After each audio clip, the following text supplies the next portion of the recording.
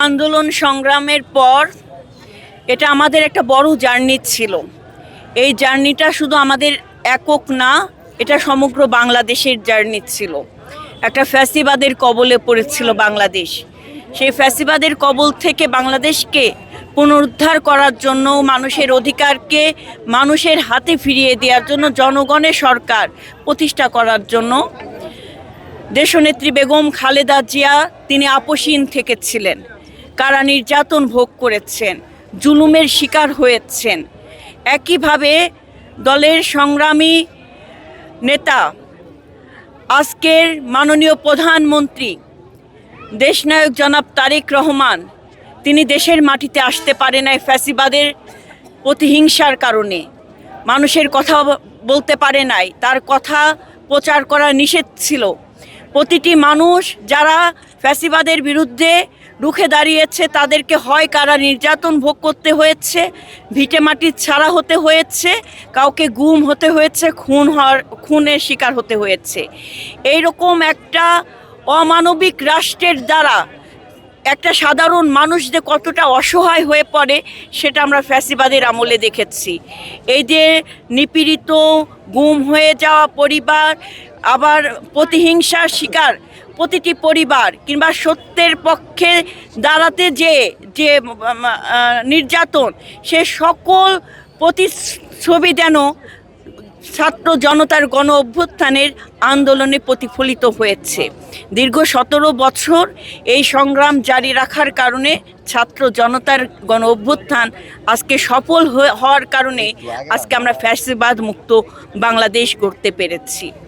এই ফ্যাসিবাদ মুক্ত বাংলাদেশ গড়তে যেয়ে রাজপথের দলের সর্বোচ্চ নেতা দেশনায়ক জনাব তারেক রহমানের নির্দেশনা ক্রমে ঢাকা জেলা বিএনপির সাধারণ সম্পাদকের দায়িত্ব পালন করার পর এবং তার আগে কেরানীগঞ্জ উপজেলা দক্ষিণ শাখা বিএনপির সভাপতির দায়িত্ব পালনকালীন সময়ে আমি আমার সর্বোচ্চটা দিয়ে দেশকে ধারণ করে, মানুষের আবেগকে ধারণ করে এবং দলের নির্দেশনা অনুযায়ী আমরা সর্বোচ্চ চেষ্টা করেছি রাজপথে থাকার।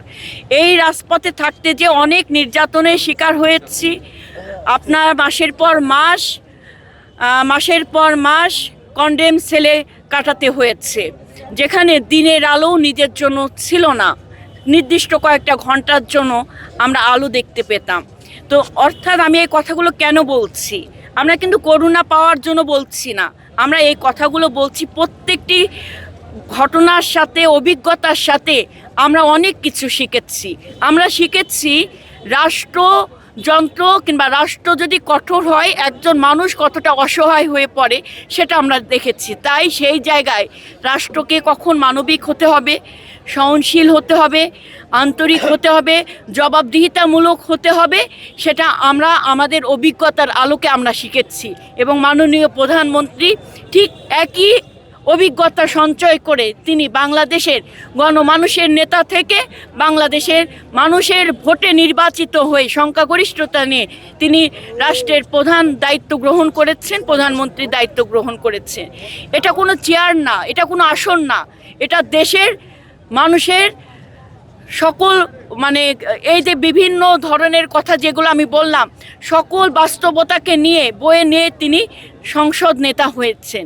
আমরা বিশ্বাস করি তার নেতৃত্বে বাংলাদেশ মানুষ আবার ন্যায় বিচার ফিরে পাবে, গণতন্ত্র ধারায়, সাংবিধানিক ধারাকে অব্যাহত রেখে এই বাংলাদেশ উন্নয়নের সর্বোচ্চ শিখরে পৌঁছে যাবে।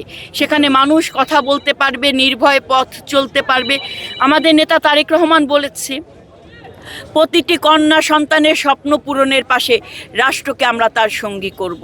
তিনি বলেছেন, কৃষক, শ্রমিক, জনতা, মেহনতি মানুষ, সেই মানুষের পাশে রাষ্ট্র হবে তার বন্ধু হয়ে থাকবে এবং সর্বোচ্চ সহায়তা পাবে, সহযোগিতা পাবে।